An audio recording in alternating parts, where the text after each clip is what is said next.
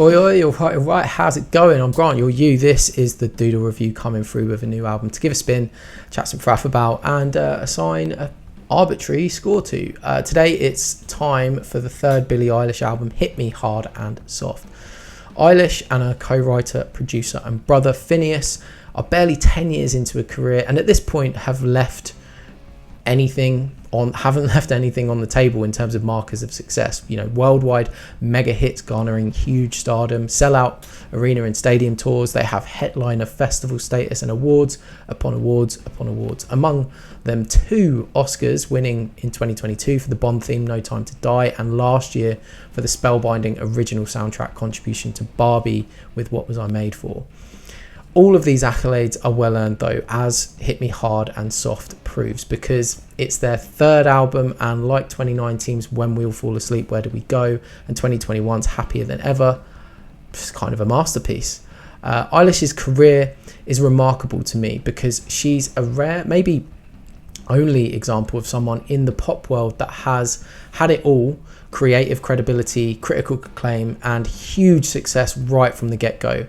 If you look at the careers of the majority of this era's other huge pop stars, Beyonce, Taylor Swift, Harry Styles for instance, they all came out pretty strong in terms of popularity early on, but had to really earn their critical acclaim. I feel like it wasn't until Beyonce's self-titled record, her 5th, or Swift's 1989, also her 5th, or Styles' Harry House, his 3rd, but with 5 One Direction albums before that. It wasn't until these milestone records that it seems the Council of Hardcore Music Journalists really deemed these artists sophisticated enough to be able to compete with the serious music labels. With Billie Eilish, this all happened at once, and the acclaim seemed to fuel the stardom and vice versa.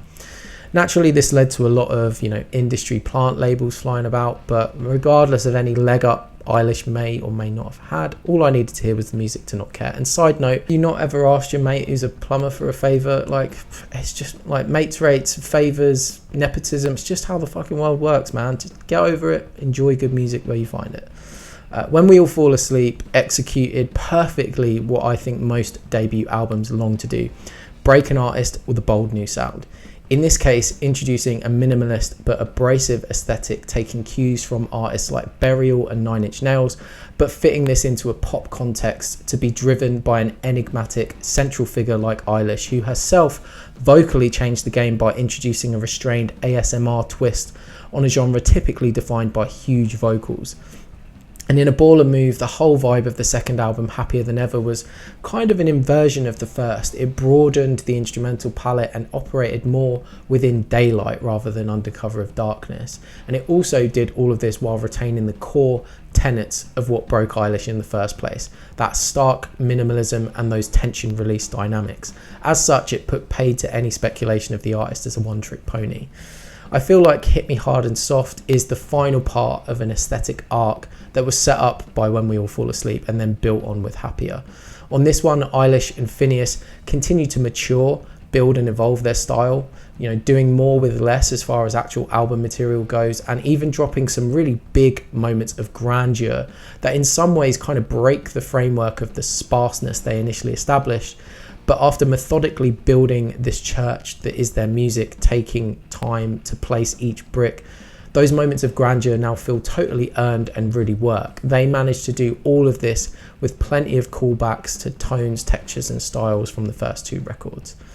The term that came to mind at several points over the course of the record for me was the phrase lush minimalism. This could apply to the previous albums too, but it just feels even more dialed in here. The opening track, Skinny, at its core is this gently finger-picked electric guitar, Eilish's vocals, and a beautiful string arrangement.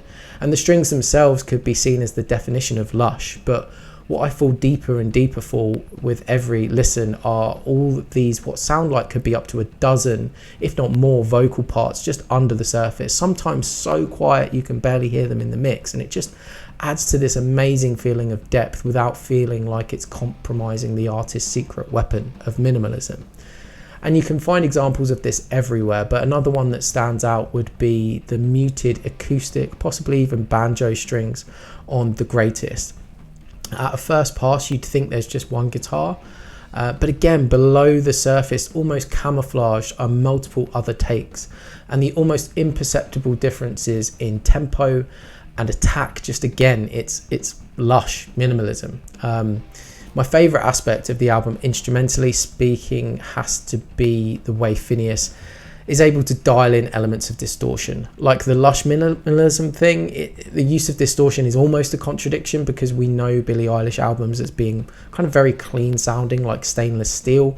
As such, when they go for grit, they just have to add a tiniest amount and it creates a massive effect. It creates this super satisfying bite, like the bass on Chihiro or the riffiness of the conclusion to Lunch. Stylistically, the album has many different branches off of the core minimalist electronic singer-songwriter trope. Lunch is the first of these, an up-tempo, out-and-out pop-funk rock banger, and while Eilish has never been afraid of a danceable hook, I don't think it's ever been this unapologetic and pronounced. This is one of the moments where, after spending years subverting expectations, she just gets to go there and it works. It's so gratifying to hear the pristine Phineas production turn to this type of beat as well, because it sounds fucking amazing, truly vacuum packed. And whether it's come by way of a Tame Impala influence or direct from the source, I definitely detect a Josh Homme Queens of the Stone Age-esque touch to all those spooky guitar parts in the climax. It's fantastic. Occasionally, you could argue the idea of the stylistic shift is better in theory than in practice. I'm kind of looking at L'amour de ma vie, that merges an almost Dean Martin-esque old school crooner song with Eurotrash dance hooks. But to be honest, that 4/4 beat and trance synth lead goes so hard, I kind of don't care if it's a bit tacky. All that remains to talk about is Billie Eilish as a vocalist, and wow, it's always been there, it's never really been hidden, but as I've mentioned a few times in this review, the start of her career was all about not being the loudest, being restrained, building tension by keeping things as low as a whisper, ultimately subverting the trope of the female singer-songwriter who's almost had to go full Adele or Mariah Carey with every song. Hit Me Hard and Soft almost succeeds because it casts the rules she created on that first album. She cast them aside, and several tracks here, most notably the run from Birds of a Feather up through that climax at the end of The Greatest, showcase the absolute powerhouse of a vocalist that Eilish is. And yeah, it's wonderful. I have to say, I think this album's fantastic. There's minor notes, like I said, the wackiness of L'amour de ma vie, or maybe the fact that the vocals in Bittersweet are almost too obscured, but honestly, they're minor footnotes. I made them in my first kind of few listens, and even now as I'm saying them back, I'm finding it harder to really give a fuck about them. I'm going to give this a 9.5 and knock it on the head. That's just what I think though. What are you like saying? Let me know in the comments. Check out some related reviews down there in description.